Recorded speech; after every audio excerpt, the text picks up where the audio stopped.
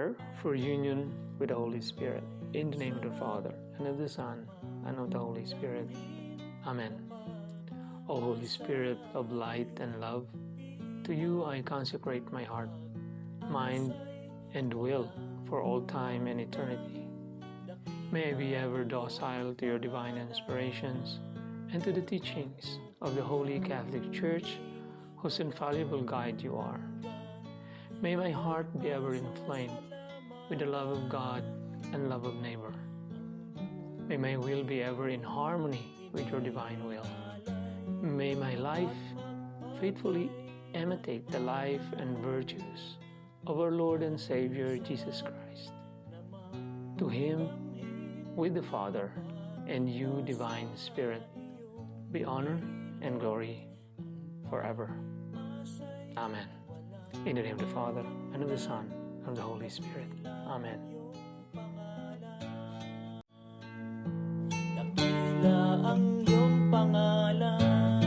Hello sa mga Pisma class, sa ating mga kapatid na walang tigil, walang pagkapagod sa pagsiwalat sa katotohanan sa buong mundo.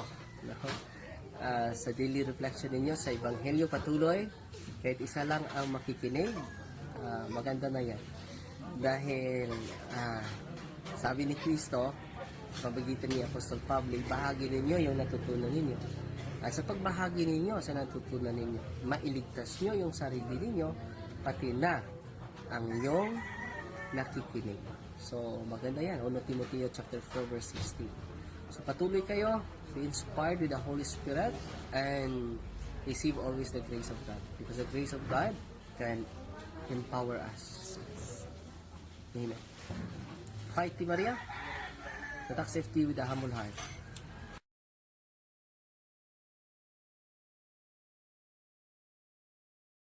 Praise to you, Lord Jesus Christ, King of endless glory. Praise to you, Lord Jesus Christ, King of endless glory.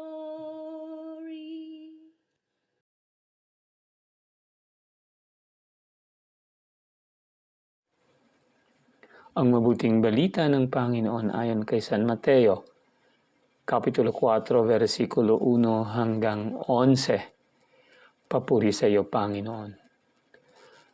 Noong panahong iyon, si Jesus ay dinala ng Espiritu sa ilang upang tuksuhin ng dyablo.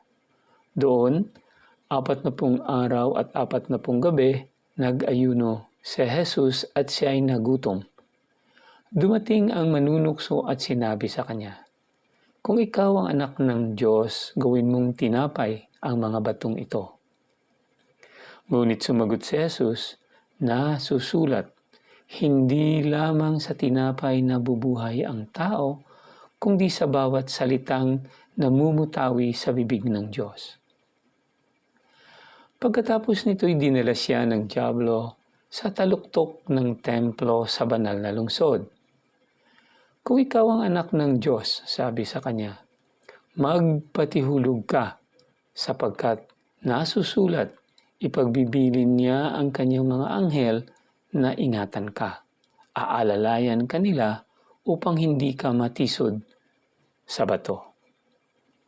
Sumagot si Jesus, "Nasusulat din naman, huwag mong subukin ang Panginoon mong Diyos." Pagkatapos, dinala din siya ng dyablo sa isang napakataas na bundok. Mula rooy ipinatanaw sa kanya ang lahat ng kaharian ng sanlibutan at ang kayamanan ng mga ito. At sinabi ng dyablo, "Ibibigay ko sa iyo ang lahat na ito, kung magpapatira pa ka at sasamba sa akin." Sumagot si Jesus, "Lumayas ka, Satanas, sapagkat nasusulat, ang iyong Diyos at Panginoon ang sasambahin mo. Siya lamang ang iyong paglilingkuran." At iniwan siya ng dyablo. Dumating ang mga anghel at naglingkod sa kanya. Ang mabuting balita ng Panginoon. Pinupuri ka namin, Panginoong Heso Kristo. So mapagpalang oras po sa lahat at welcome na naman po dito sa ating munting programa na ito, ating munting gawain dito sa PESMA, pagnilayan ng Ebanghelyo sa madaling araw sa Pilipinas, ang ating pagninilay o ang ating reflections sa Gospel sa araw na ito na ikinuha po sa Gospel ni St. Matthew chapter 4 verses 1 to 11. Napakaganda po ng ating Gospel. Subalit po ang ating programa ay bubuksan po natin ng pagbabasa ng pagninilay ng ating Santo Papa. Galing po ito sa Words of the Popes. Ang ating Holy Father sa araw na ito ay si Pope Benedict XVI. The words of the Holy Father. After receiving the investiture as Messiah, anointed with the Holy Spirit at the baptism in Jordan, Jesus was led into the wilderness by the Spirit himself to be tempted by the devil. At the beginning of his public ministry, Jesus had to unmask himself and reject the false images of the Messiah which the tempter was suggesting to him. Yet these temptations are also false images of man that threaten to ensnare our conscience in the guise of suitable, effective, and even good proposals. The tempter is cunning. He does not directly impel us towards evil, but rather towards a false good, making us believe that the true realities are power and everything that satisfies our primary needs. In this way, God becomes secondary. He is reduced to a means. In short, he becomes unreal, no longer counts, he disappears. Ultimately, in the temptation, faith is at stake because God is at stake. At the crucial moments in life, but also, as can be seen in every moment, we stand at the crossroads. Do we want to follow our own ego or God? As St. Augustine teaches, Jesus took the temptations from us to give us his victory. Therefore, let us not be afraid either of facing the battle against the evil spirit, against the spirit of evil. The important thing is to fight it with him, with Christ, the conqueror. Ito po ang pagninilay ng ating Santo Papa ni late Pope Benedict XVI na ibinasi niya po sa ating Ebanghelyo sa araw na ito. May kaibigan akong nakatira sa New York noon at sila ay lumipat na sa Texas ngayon. Nung nasa New York sila, nasa isa silang community na hindi masyado maganda. Nagpunta po yung pag-uusap namin dyan dahil di ba yung Chicago marami ding barilan. At ang New York, sabi nila, sa kanila daw hindi rin maganda yung community, yung environment. Sabi niya kung mag-parking ka, huwag kang mag-iwan kahit ano sa iyong sasakyan. Kahit isang pirasong papel, huwag kasi yan po ay magti-tempt na basukin yung sasakyan, nanakawan yung sasakyan. No? Babasagin yung pinto. And then, kukunin nila kung ano nakita nila sa loob. So, temptation is nasa atin din, di ba? Hindi lang na ma-manifest ng ang environment natin, kundi mismo inside sa atin. Naalala nyo nung meron tayong cartoons na Little Angel at Little Devil, di ba? Yung sa kaliwa is angel, sa kaliwa naman is devil, tapos sasabihin ng devil, sige, suntukin mo. Sasabihin naman ng angel, no, wag yan, mali yan. So parang ganun nga, di ba? Ang everyday life natin is a decision making. Di ba? Ang tinatawag ni Dr. Peterson is a negotiation. Tinatawag niya yun. So nagne-negotiate tayo and then we make decision out of it. Binabalance natin.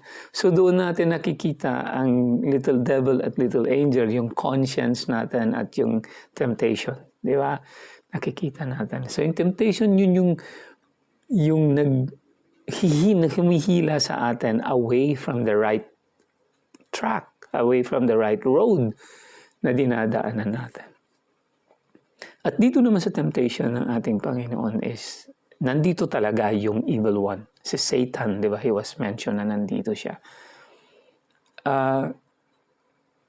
Subalit, hindi naman lahat ng temptation is nandyan si Satan. Katulad nga sinasabi ko doon sa Manhattan, doon sa lugar na iyon, na kahit ano yung nasa kotse nila, yun ay material, di ba? Material form ng temptation. At syempre, hindi lang yun. May mga tao din, mga kaibigan natin, mga kamag-anak natin, mga mahal natin sa buhay, and they become also tool na magkakaroon tayo ng temptation. Every day kasi, yun nga, nagne-negotiate tayo doon sa good and bad na decision. At yung mga tao po ay, yan din minsan ang naghihila sa atin. So dito, makita natin na kahit ang evil one po ay nagbabasa ng Bible, di ba? Kinuha niya yung kanyang line dito sa Psalm chapter 91 verse 11 to 12. Di ba sinabi niya, "The devil took him to the holy city and made him stand on the parapet of the temple." Parapet yan ay nasa tuktok nasa bubong. And then sinabi sa kanya, "If you are the Son of God, throw yourself down, for it is written." Tingnan mo sa Bible yan. "He will command His angels concerning you, and with their hands they will support you, lest you dash your foot against a stone." Diba? So minsan may mga instrumento din, di ba, na pumupunta sa bahay natin, kumakatok, tapos dala-dala nila yung mga Bible na yan, tapos sasabihin sa atin, ganito, ganyan, ganito, ganyan. So meron mga tao, yung mga lalo na yung mga nasa ibayo natin, nakakorbata, nakamerkana, maganda magsalita. Para ang kanilang ways, ang kanilang demeanor is very nice. Di ba? Subalit, yun din ang kanilang pakay na ikahilain sa kanilang side, sa kanilang paniniwala. And it's very important for us to be aware with that.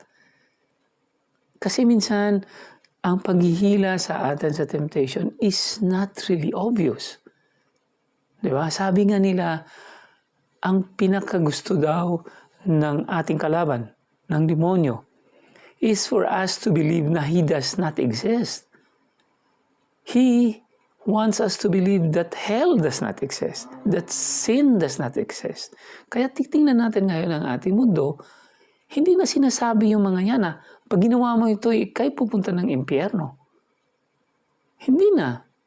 Hayaan mo na lang, hindi ka naman naaapektuhan, He doesn't, di ba? Hindi ka. Wala naman siyang ginagawang masama sa iyo. Kawawa naman siya noon kasi wala siyang malay. No. Diba? Ang ating simbahan, ang ating law, kahit ang law natin ng mga tao, nag-i-establish ng what is right and what is wrong, what is legal and what is illegal. Ganyan din ang ating simbahan. Dahil po ang ating simbahan, tinuturo ng ating mahal na Panginoon.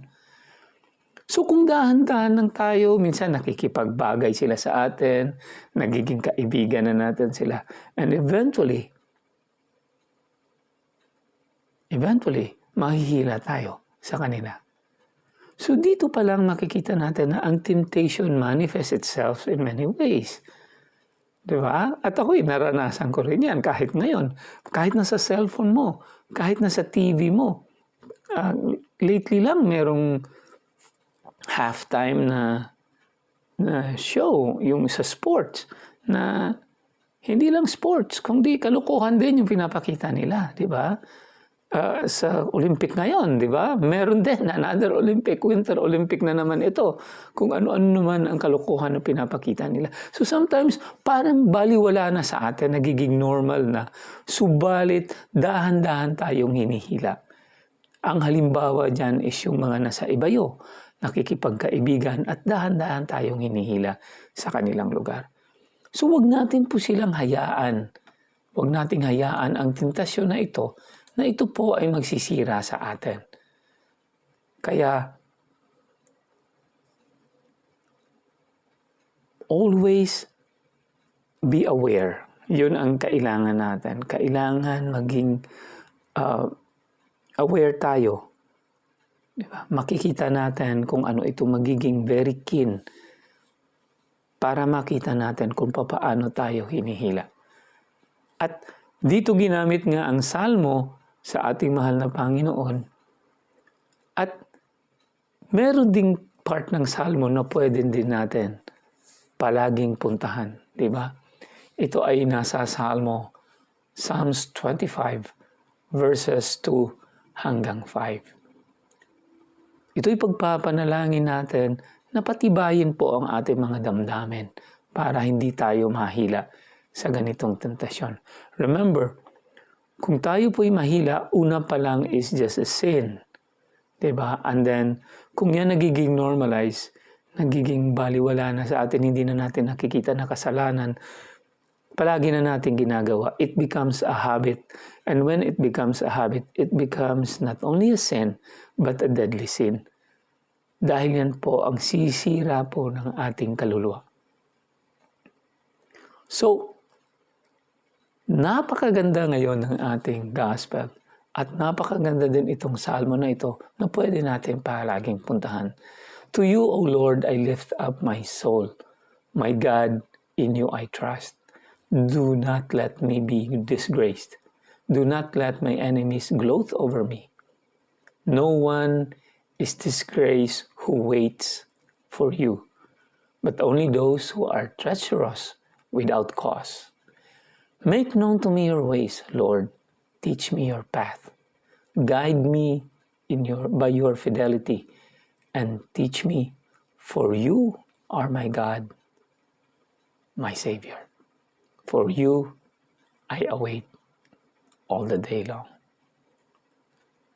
Always and always na pumunta tayo sa ating mahal na Panginoon. So yan siguro may bibigay ko sa inyo. Maraming salamat po. Hanggang sa muli, ito is Rex from Chicago Land. May God bless and keep us to Jesus Christ, our Lord and Savior. Amen.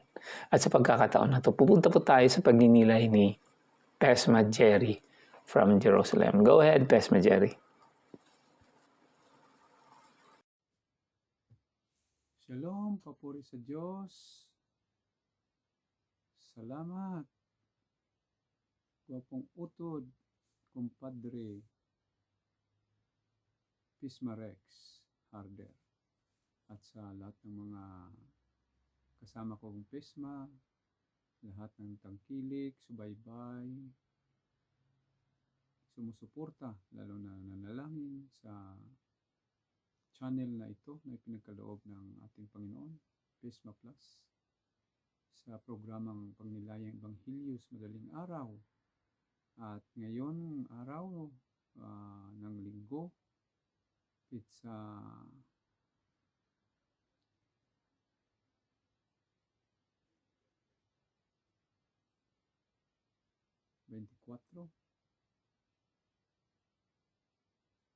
22 ng Pebrero 2026. Napakaganda ng Ebanghelyo dahil ito'y naglalaman na ating mapagnilayan kung paano tayo atakihin ng kumakalaban sa Diyos. So sa panahon ng ating Panginoon at sa pinuntahan niya noon sa pagdala sa Kanya ng Espiritu doon sa Mount of Temptation, sa Jericho. Kaya palagi natin pinupuntahan yan dati. Pero sa huling ito, doon na lang tayo sa makita siya sa malayo. No? Dahil nagmamadali tayo. So, Mount of Temptation sa Jericho. So, doon dinala ang ating Panginoon ng Espiritu. Doon siya sinubok ng Satanas, ng Diablo, sa pamagitan ng isang ahas din po, no? Tulad ng ahas sa panahon ng unang tao, ni Adam and Eve, no? So, ganun din, no, ang pagpakita ng dyablo sa ating Panginoon. At dito po siya ay sinubok, no, bilang tao. At dahil napuntahan natin doon, ay napakataas ng cliff, no? Mamatay ka talaga pagdating doon. Sa aking estimate doon, mga siguro mga 35 meters down. So, 35 more than. So, yun po, napaka delikado. Buti ngayon naayos na nila. Sabi ng aking mga kaibigan na doon pumasok talaga. Dahil nung pumunta ako roon dati, ay may mga daanan pa na napaka delikado, no? Yung iba nga pagka hindi kaya ng mga ganyan tanawin ay hindi pinapayagan. Tinatanong kami kung makayanan. So yun ang pangyayari. So dito po sinubok ang ating Panginoon at bilang tao, yun nga, marami rin tayong pagsubok. Ngunit ang ating Panginoon ay ito'y galing pa siya, no, sa kakaano niya nga lang, bautismo lang sa kanya ni San Juan Bautista, no? At mula sa Jericho papunta sa baba ng Bitanya, kung saan siya bininyagan sa Qasr al-Yahud, sa River Jordan. So palagi rin natin ito napuntahan. So, yun ang malapit na pinuntahan niya. Yun nga doon sa Jericho, natuntun ang Mount of Temptation.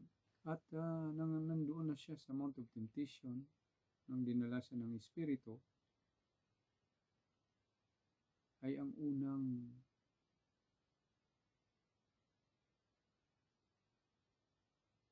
sinabi sa kanya ng dyablo pagkatapos ng 40 days and 40 nights na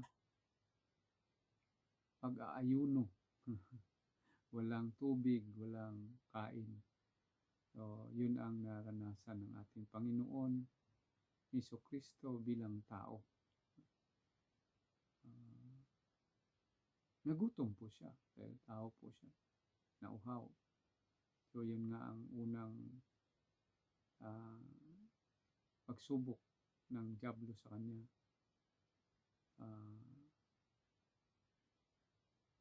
Kung ikaw ang anak ng Diyos, gawin mong tinapay ang mga batong ito. Pero ang sagot ng Panginoon, nasusulat, hindi lamang sa tinapay nabubuhay ang tao, kundi sa bawat salitang namumutawi sa bibig ng Diyos. Ginamit din, no, na Satanas. Yun nga, hindi tayo naniwala na itong mga kapatid natin na masigasig sa pag-aaral ng banal na aklat ay tama. Dahil may otoridad ang Panginoon na iniwan sa kanyang mga apostoles, lalo na mga alagad, sa pagsiwalat po ng katotohanan ayon sa nasusulat at sa hindi nasulat na ipinasa ng mga apostol at alagad sa kauna-una nating mga church father, no? Hanggang sa ngayon nasa simbahan ng Katoliko sa mga kaparian, kaobispuhan, no? Ito nga, no? Sa bibig ng Diyos ang salitang mamutawi ay mabubuhay ang tao. So, ito'y pinag-usapan yung spiritual. So, ating pagnilayan yung spiritual natin. Gaano ba katatag ang ating paniwala sa ating Panginoong Diyos habang nandito tayo sa mundong ito. No? So, at dito, malaman din natin ang ating sarili kung tayo'y binigyan ng otoridad kapag ito'y pagsubok sa atin, madali tayong mag-react. No? Hindi ayon sa kagustuhan ng Diyos. Yun nga, mag-ingat tayo. No? Lalo na binigyan tayo ng tungkulin. Napaka importanteng bagay ito. O ngayon, dinala siya ng dyablo, no? Sa taluktok ng templo, banal, ng ulan ng templo. So, diyan siya dinala. Sabi niya ng dyablo, kung ikaw ang anak ng Diyos, magpatihulog ka sapagkat nasusulat, ipagbibilin niya sa kanyang mga anghel na ingatan ka, aalalayan kanila upang hindi ka matisod sa bato. Ito yung hamon sa ating Panginoon kung makabig siya. So, ganyan din tayo. Pag alam natin na nandyan na sa atin ang lahat, minsan, makalimutan na natin ang Diyos. Lalo na lahat na sa atin na. At may mga pagsubok o mga hamon na hindi natin makuha. So, dinadaanan natin sa dahas. Dahil sa ating paningin ay makapangyarihan na tayo. So, kailangan dito yung discernment. No? So, sabi ng Panginoon, no? Nasusulat din naman, huwag mong subukin ang Panginoon mong Diyos. So, ibig sabihin, itong mga bagay na ito na sinasabi ng dyablo ay taliwas.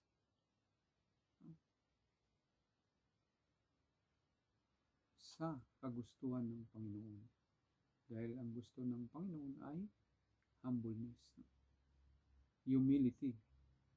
So, kailangan pakumbaba. Ayun nga ang sagot ng Panginoon. No? Huwag subukin ang Panginoon mong Diyos. Dahil si Satanas ay gusto magiging Diyos. No? So, 3 beses siya rito sinubok. No? So, ano yung pangatlo na pagsubok sa Panginoon?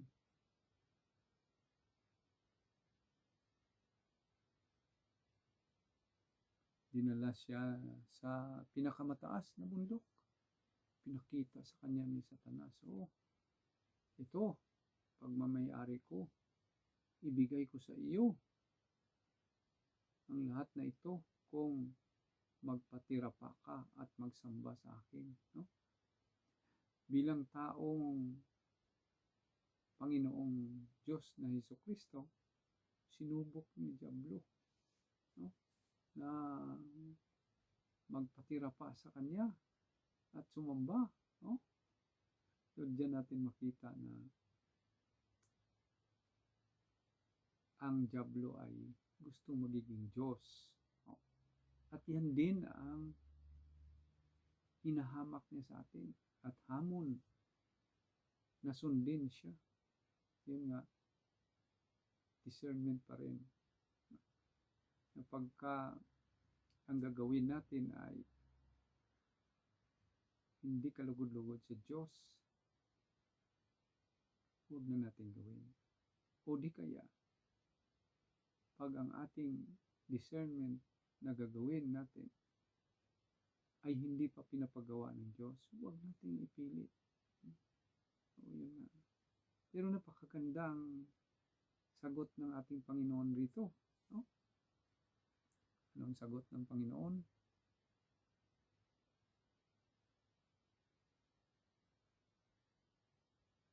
Lumayas ka, Satanas, sapagkat nasusulat, ang iyong Diyos at Panginoon ang sasambahin mo. Siya lamang ang iyong paglilingkuran. So, ito'y dipinsa na natin, no?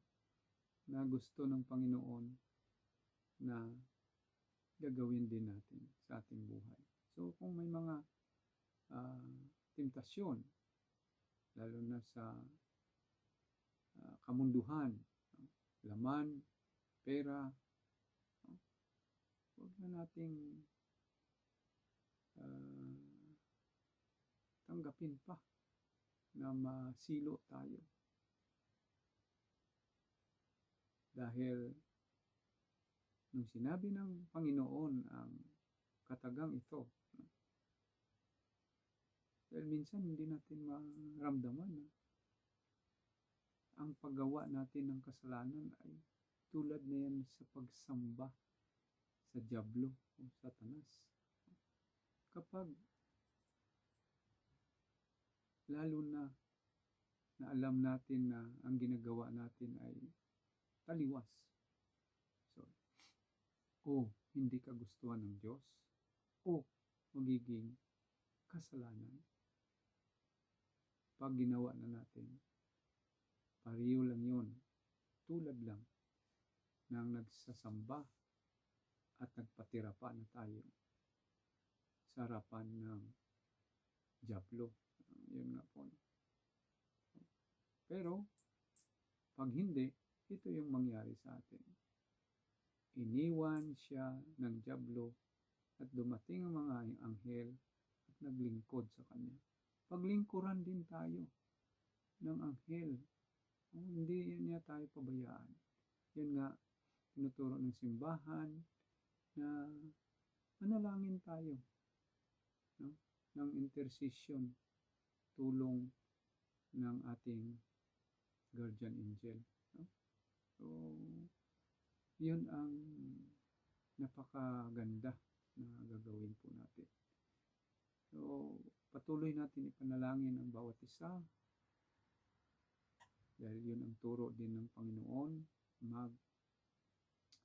magdasalan kayo, magpanalanginan para magiging matibay ang bawat isa, lalo na sa pananampalataya at pananalig sa Panginoon. So, shalom, beletraot, papuri sa Diyos, God bless us all, back to you. Gwapong utod ng Chicagoland, Pisma Compadre Rex Harder. Shalom, shalom, shalom. Papuri sa Diyos. Viva ka siya. So hanggang dito na lang muna tayo. Maraming salamat po sa inyong patuloy na pakikinig, pagsusubaybay, pagsusuporta po at pag-share. Like and share po ng ating munting tahanan na ito, ang ating humble channel dito sa PESMA at sa YouTube, ang ating PESMA Plus. Ang ating pagninilay sa Ebanghelyo sa madaling araw dyan po sa Pilipinas o ang ating Gospel Reflections. Ito po ay ginagawa natin kada Wednesday, Friday, and Sunday. Miyerkules po, Biyernes, at Linggo. At ang ating namang rosary is every day except Sunday. So again, thank you so much and may God bless and keep us through Jesus Christ our Lord and Savior. Ito naman po si Rex from Chicagoland. Hanggang dito na lang muna tayo. Hanggang sa muli po.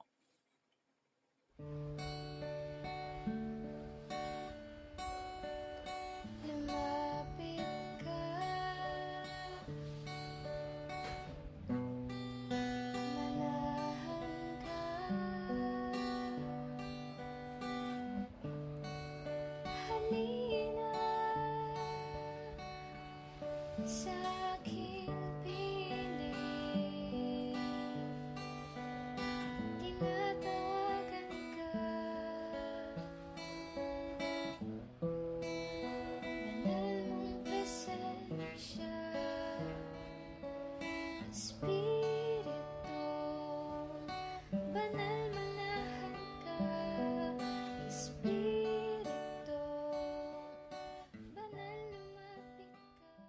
prayer for the indwelling of the Holy Spirit. In the name of the Father, and of the Son, and of the Holy Spirit. Amen. Holy Spirit, powerful consoler, sacred bond of the Father and the Son, hope of the afflicted, descend into my heart and establish in it your loving dominion. Enkindle in my tepid soul the fire of your love, so that I may be wholly subject to you. We believe that when you dwell in us, you also prepare a dwelling for the Father and the Son. Deign, therefore, to come to me, consoler of the abandoned souls and protector of the needy. Help the afflicted, strengthen the weak, and support the wavering. Come and purify me. Let no evil desire take possession of me. You love the humble and resist the proud. Come to me, glory of the living and hope of the dying. Lead me by your grace, that I may always be pleasing to you. Amen. In the name of the Father, and of the Son, and of the Holy Spirit. Amen. Spirit